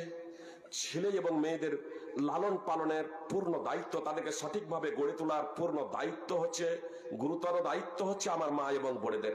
তারা যদি ওই ভিতটাকে যদি মজবুত করে দেয়, তাহলে রূপরেখাটাই মুসলিম সমাজের রূপরেখাটাই, মানব জাতির রূপরেখাটাই পরিবর্তন হয়ে যাবে। সুপ্রিয় ভাই এবং বোন, আপনারা জানেন, বিল্ডিং যদি নির্মাণ করতে হয় তাহলে ভিত মজবুত করতে হবে, ভিত মজবুত করতে হবে। অনেকের বাড়ি আছে ছাদে ফুটো নেই, একতলা বাড়ি আছে, এখন 3 তলার প্ল্যানিং করছেন, ওই বাড়ি ভেঙে দিচ্ছেন। বাড়ি ভেঙে ভিত ভালো করে দিয়ে তার উপরে বিল্ডিং উঠাচ্ছেন। একতলায় উঠালে তো হতো 3-4 তলা বিল্ডিং, 5 তলা বিল্ডিং। অনেকের আবার 2 তলা 3 তলা বিল্ডিং আছে, 10 তলা বিল্ডিং, 20 তলা বিল্ডিং করবে, ভেঙে দিচ্ছে, সেই বাড়ি গুড়িয়ে দিচ্ছে। তার কারণ 20 তলা বিল্ডিং এর জন্য ভিত যথেষ্ট নয়। তো ভিত প্রথমত মজবুত করতে হবে। এই ভিত যদি মজবুত যেমন হবে তেমনই বিল্ডিং তার উপরে নির্মিত হবে। আমার মা এবং বোনেরা, কচি কাঁচাদেরকে যেভাবে আপনারা তৈরি করবেন, এ দায়িত্ব এবং কর্তব্য আছে আপনাদের, যে আপনারা ভিত মজবুত করবেন, এমন ভিত তৈরি করবেন, এমন ভাবে ভিত মজবুত হবে যে আপনার কোনো হাওয়ায় পৃথিবীর মায়া মমতা, ধন দৌলত, নারীদের সৌন্দর্য দ্বারা তারা মোহিত হবে না। যুবকেরা কখনো যুবকদের কখনো পদস্খলন ঘটবে না, যুবকেরা কখনো বিভ্রান্ত হবে না, যুবতীরা কখনো বিভ্রান্ত হবে না। আর মায়েরা যদি তাদের ভিতটা যদি মজবুত করে দেয়, তারা যদি ইসলামী শিক্ষায় শিক্ষিত হয়ে, ইসলামী শিক্ষায় শিক্ষিত হয়ে, ইসলামী জ্ঞানার্জনে তারা যদি মুহাম্মদ সাল্লাল্লাহু আলাইহি সাল্লাম, আয়েশা রাদিয়াল্লাহু তাআলা আনহা এদের আদর্শে যদি আদর্শিত হয়ে যায় আমার বোনেরা, আমার মায়েরা, তাদের দ্বারা যে সন্তান লালিত পালিত হবে, পৃথিবীর ধন দৌলত, পৃথিবীর সম্পদ এবং জৈবিক চাহিদা কোনো কিছুতেই তারা বিভ্রান্ত হবে না, তাদের পদস্খলন করবে না। এর জন্য প্রথমত ভিত মজবুত করতে হবে। রাসূল সাল্লাল্লাহু আলাইহি সাল্লাম বলেছেন, শিশুর বয়স যখন 7 বছর হবে নামাজের নির্দেশ দেবে, আর 10 বছর হয়ে গেলে নামাজ না পড়ার জন্য প্রহার করবে। এখন একজন অভিভাবক, একজন গার্জেন সকালে বাড়ি থেকে বের হয়ে চলে যায় উপার্জনের জন্য। তার কারণ উপার্জনের দায়িত্ব অর্পণ করা হয়েছে পুরুষদের ঘাড়ে, কাঁধে। সুপ্রিয় ভাই এবং বোন, বাড়িতে তো আছে মা, বাড়িতে আছে মা। এখন এই মা যদি ওই ছেলে মেয়ের লালন পালন যদি না করে, সেই ছেলে মেয়েকে যদি যথার্থ শিক্ষা যদি না দেয়, ইসলামের বুনিয়াদী শিক্ষা যদি তাদেরকে যদি না দেয়, তাহলে সেই ছেলেগুলো বিভ্রান্ত হবে, এটা স্বাভাবিক। আজকে নারীদেরকে ইসলামী শিক্ষা থেকে দূরে সরিয়ে রাখা হয়েছে। পরিণতি কি হয়েছে? 95% বেনামাজি। এই নামাজি, এই 95% মুসলমান সেদিনই নামাজি হবে। আমাদের পরিবারে প্রত্যেকটা শিশু সেদিন নামাজি হবে, প্রত্যেকটা ছেলে মেয়ে সেদিন নামাজি হবে যেদিন আমার মা বোনেরা সচেতন হয়ে যাবে, যেদিন আমার মা এবং বোনেরা সঠিক দায়িত্ব পালন করবে। এজন্য নারীদের সমাজ সংশোধনের ভূমিকা ছাড়া এটা সম্ভব নয়। সূরা তাওবা 9 নম্বর সূরার 71 নম্বর আয়াতে আল্লাহ তাআলা যেমন পুরুষদের কাছে দায়িত্ব অর্পণ করেছেন সৎ কাজের আদেশ করা, নারীদের কাছেও দায়িত্ব অর্পণ করেছেন সৎ কাজের আদেশ করা। পুরুষদের কাছে যেমন দায়িত্ব অর্পণ করেছেন অসৎ কাজে বাধা প্রদান করা, নারীদের কাছেও দায়িত্ব অর্পণ করেছেন অসৎ কাজে বাধা প্রদান করা। সূরা তাওবা 9 নম্বর সূরার 71 নম্বর আয়াত। অতএব আমি সুপ্রিয় ভাই এবং বোনদেরকে এই কথাই বলতে চাই যে আসুন আমরা দিনকে যথাযথভাবে শিখি। আমাদের সকলেরই দায়িত্ব রয়েছে, আমাদের সকলেরই কর্তব্য রয়েছে, আমাদের সকলেরই দায়িত্ব এবং কর্তব্য যথাযথভাবে বুঝে নিয়ে আমরা যদি যথাযথভাবে এই দিনকে বাস্তবায়নের প্রচেষ্টা করি, তাহলে ইহকাল এবং পরকাল সুখময় হবে ইনশাআল্লাহ। বলেন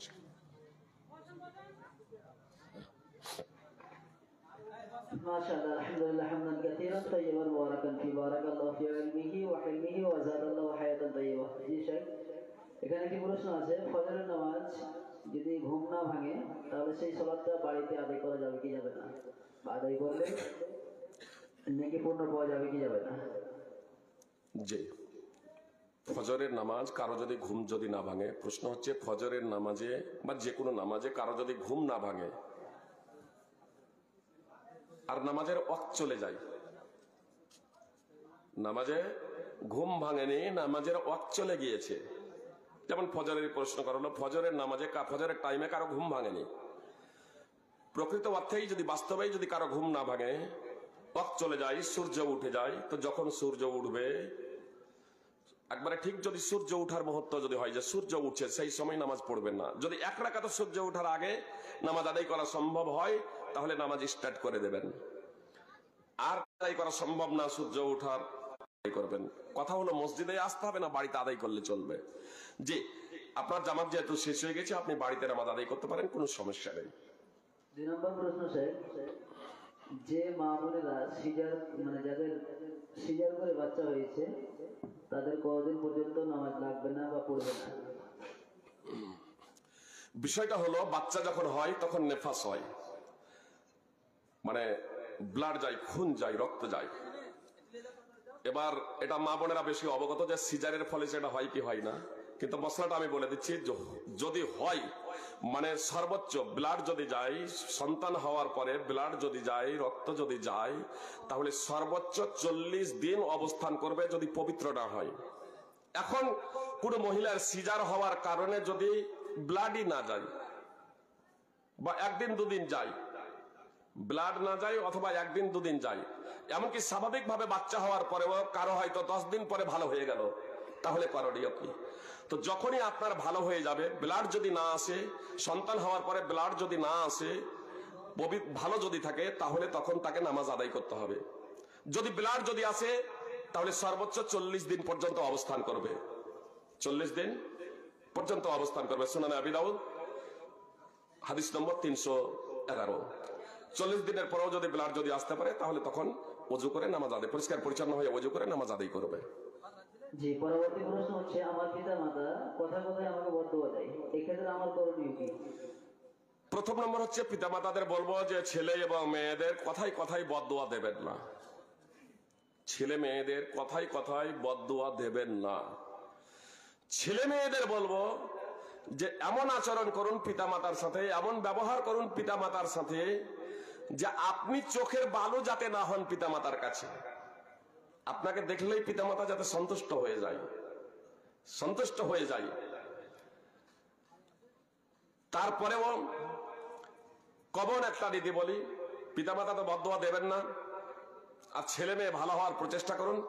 আশা করি এ যদি হয় তাহলে সমস্যা দূর হয়ে যাবে। তারপরেও যদি কোনো পিতামাতা, যে কোনো পিতা এমন আছে ছেলে নামাজ পড়ুক এটা চাই না, আছে উপার্জন করুক এটাই ওর কাছে প্রাধান্য, আল্লাহ এই ধরনের পিতা থেকে আমাদের হেফাজত করুন। তো ছেলের বিরুদ্ধে যদি পিতামাতা বদদুয়া করে, শরীয়তের বাউন্ডারির বাইরে অর্থাৎ অন্যায় ভাবে ছেলে মেয়ের বিরুদ্ধে পিতামাতা বদদুয়া করছে, অন্যায় ভাবে, অযৌক্তিক ভাবে বদদুয়া করার কোনো কারণ নেই, কোনো প্রেক্ষাপট নেই, বা পিতামাতা পাপ কাজের নির্দেশ দিয়েছে, পিতামাতা ছেলে মেয়ের কাছে এমন কাজ চাই যা শরীয়ত বিরোধী, সেই কাজ না করার জন্য ছেলে মেয়ের বিরুদ্ধে যদি পিতামাতা বদদুয়া করে, এ বদদুয়া আল্লাহ কবুল করবেন না, এ বদদুয়া আল্লাহ কবুল করবেন না। তবে ছেলে মেয়েদের বলবো সতর্ক থাকবে, শরীয়ত সম্মত পিতামাতা কোন নির্দেশ দিচ্ছে, শরীয়তের অধীনে থেকে পিতামাতা কোনো কথা বলছে, আর পিতামাতার প্রয়োজন আছে, পিতামাতার সেবার প্রয়োজন আছে আপনার, আর তারপরেও আপনি পিতামাতার কথায় কর্ণপাত করছেন না, আর তারপর যদি পিতামাতা বদদুয়া করে দেয়, তাহলে এই বদদুয়া আল্লাহ তাআলার কাছে কবুল হয়ে যেতে পারে।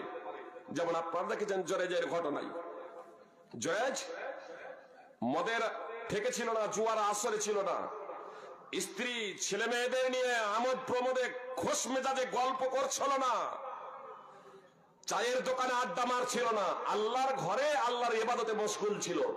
এহেন পরিস্থিতিতে মা গিয়ে তাকে ডাক দিচ্ছে, জুরাইজ, আর জুরাইজ নামাজ পড়ছে। জুরাইজ মনে মনে ভাবছে, আল্লাহ আমি নামাজ পড়ছি আর আমার মা ডাক দিচ্ছে। এই করতে করতে মা ফিরে চলে যায়। 3 দিনে এই ঘটনা ঘটে। পরিশেষে মা ছেলের বিরুদ্ধে, জুরাইজের বিরুদ্ধে বদদুয়া করে দেয়, আল্লাহ সেই দোয়া কবুল করে নেয়। সহিহ বুখারী হাদিস নম্বর 3436, সহিহ মুসলিম হাদিস নম্বর 2550। সুপ্রিয় ভ্রাতৃবৃন্দ ও ভগ্নীগণ, এখানে বলবেন যে নামাজ তো পড়ছিল, তাও কেন আল্লাহ তার বিরুদ্ধে দোয়া কবুল করলেন? ও নফল নামাজ পড়ছিল, আর নফল নামাজটা হলো মুস্তাহাব। নফল নামাজ পড়া হলো মুস্তাহাব, অর্থাৎ পড়লে নেকি আছে, না পড়লে পাপ নেই। আর পিতামাতার সেবা করাটা হলো ফরজ। তো মুস্তাহাবকে প্রাধান্য দিয়েছে ফরজের উপরে, এজন্যই এই ভুলটা হয়ে গিয়েছিল। সে যেহেতু ধর্মীয় পণ্ডিত ছিল না, এ কারণে তার মাধ্যমে এ ভুল হয়ে যাচ্ছে, আর তার বিরুদ্ধে মায়ের দোয়া কবুল হয়ে যাচ্ছে। অতএব আমি বলতে চাই যে সব ছেলে মেয়েরা বাপের বিরুদ্ধাচরণ করছেন, শরীয়ত বিরোধী কার্যকলাপে জড়িত থাকছেন, পিতামাতা নিষেধ করা সত্ত্বেও তা থেকে বিরত হচ্ছেন না, আপনার বিরুদ্ধে যদি পিতামাতা বদদুয়া করে দেয়, আপনার পরিণাম যে ধ্বংস হইতে সন্দেহের অবকাশ নেই। সতর্ক এবং সাবধান হয়ে যান। আল্লাহ তাআলা আমাদের সেই তৌফিক দান করেন, আমিন। জি প্রিয় শেখ, পরবর্তী প্রশ্ন হচ্ছে, ছেলে মেয়ে হয় 7 দিনের দিন নাড়া করতে হয়, ছেলের জন্যই শুধু নাকি মেয়েদেরকেও নাড়া করতে হবে? 7 দিনে, হ্যাঁ সাথে সেটা লিখে। আপনার সন্তান যদি ভূমিষ্ঠ হয় 7 দিনে নেড়ার কথাটি রয়েছে, তবে এটা শুধু ছেলের জন্যই না মেয়ের জন্য? এই বিষয়ে ওলামায়ে কেরামদের মাঝে মতানক্য রয়েছে। মেয়ের নেড়া হয়েছে বা মেয়েকে নেড়া করা হয়েছে স্পষ্ট কোনো বর্ণনা নেই। মানে গোলাম বলা হয়েছে, এই গোলাম থেকেই তারা কেউ কেউ বলছেন যে গোলাম যেহেতু বলা হয়েছে তাই গোলাম থেকেই ছেলে এবং মেয়ে উভয়ই এর অন্তর্ভুক্ত। এই দৃষ্টিকোণ থেকে কেউ কেউ বলে ছেলে এবং মেয়ে উভয়ই। কিন্তু মেয়েকে নেড়া করতে হবে এই প্রসঙ্গে স্পষ্ট কোনো বর্ণনা নেই। এজন্য ইবনে ওসাইমিন রাহিমাহুল্লাহ সহ শেখ ইবনে বাজ রাহিমাহুল্লাহ সহ প্রমুখগণ তারা বলেছেন যে ছেলে নয়, এই মেয়ে নয়, শুধু ছেলে। অর্থাৎ ছেলে যদি ভূমিষ্ঠ যদি হয় তাহলে 7 দিনের দিন নেড়া করতে হবে। আল্লাহু আলাম। ছেলে যদি হয় 7 দিনের দিন নেড়া করতে হবে, এ বিষয়টি হচ্ছে সকলের ঐক্যমতে, এ বিষয়ে কারো কোনো দ্বিমত নেই। কিন্তু মেয়েদের নেড়া করতে হবে কি হবে না এ বিষয়ে মতভেদ রয়েছে। মেয়েদের নেড়া করা হয়েছে জন্মের পরে 7 দিনের দিন, এই মর্মে সুস্পষ্ট কোনো বর্ণনা নেই। আল্লাহু আলাম। শেষ প্রশ্ন, কোরআনে সূরা আলে ইমরান আছে 3 নম্বর সূরা 103 নম্বর আয়াতে বলা হয়েছে তোমরা দলে দলে বিভক্ত হয়ো না, কিন্তু মুসাল্লি ভাইদের মধ্যে অনেক দল দেখা যায়, এই ক্ষেত্রে আমাদের করণীয় কি? এই বিষয়টা খুব লম্বা। আসলে ওয়াতাসিমু বিহাবলিল্লাহি জামিআন ওয়া লা তাফাররাকু। আল্লাহ তাআলা বলেন যে তোমরা আল্লাহর রজ্জুকে মজবুতভাবে আঁকড়ে ধরো, বিভিন্ন দলে বিভক্ত হয়ো না। আপনাদের কাছে সাধারণভাবে এর জবাব সাধারণভাবে করে নিচ্ছি। নামাজ পড়তে হবে আল্লাহর নির্দেশ আছে না নাই? সিংহভাগ মুসলমান নামাজ পড়ে না তো।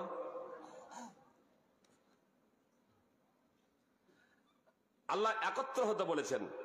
এখন মুসলমানরা যদি একত্র না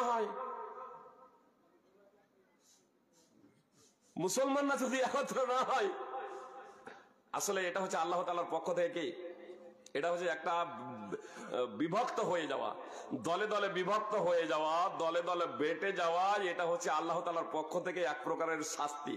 কেন জানেন? আল্লাহ বললেন তোমরা একত্রিত হও, বিভিন্ন দলে বিভক্ত হও না। আর একত্রিত কিভাবে হবেন? ওয়াতিউল্লাহ ওয়া রাসূলাহ, আল্লাহ এবং তার রাসূলের আনুগত্য করো। বলবেন যে সবাই তো আল্লাহ এবং তার রাসূলের আনুগত্য করছে। জি, আল্লাহ এবং তার রাসূল সাল্লাল্লাহু আলাইহি ওয়াসাল্লামের কথা পেয়ে যাওয়ার পরে আর কারো কথা মানা যাবে না।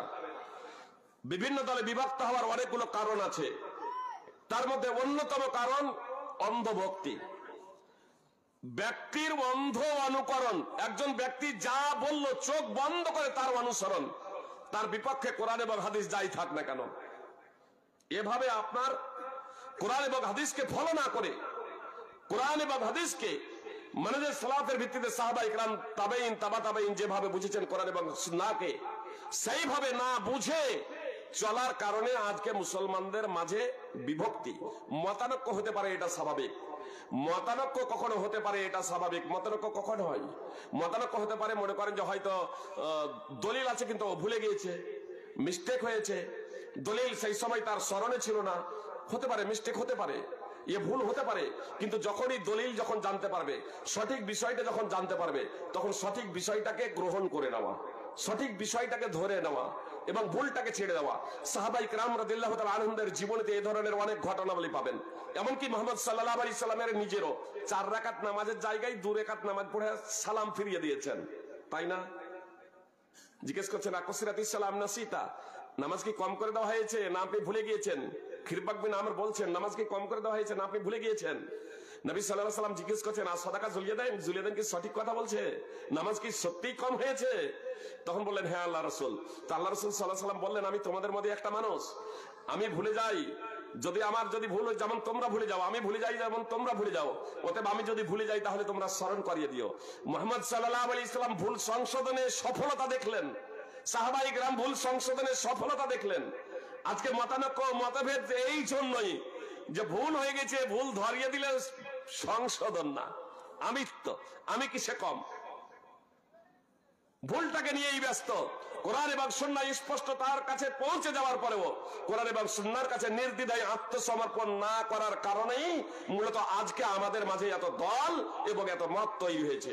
আল্লাহ তাআলা আমাদের নিরপেক্ষ দৃষ্টিভঙ্গিতে পবিত্র কোরআন এবং সুন্নাহ অধ্যয়ন করার এবং নিরপেক্ষ দৃষ্টিতে একমাত্র আল্লাহ তাআলার সন্তুষ্টি অর্জনের জন্যই এবং মুহাম্মদ সাল্লাল্লাহু আলাইহি সাল্লামের পথে থেকে আল্লাহ তাআলার সন্তুষ্টি অর্জনে ধন্য হওয়ার তৌফিক দান করেন, আমিন। আকুলু কওলি হাযা আস্তাগফিরুল্লাহ লি ওয়া লাকুম ওয়া লিসাইরিল মুসলিমিন। আসসালামু আলাইকুম ওয়া রাহমাতুল্লাহি ওয়া বারাকাতুহু।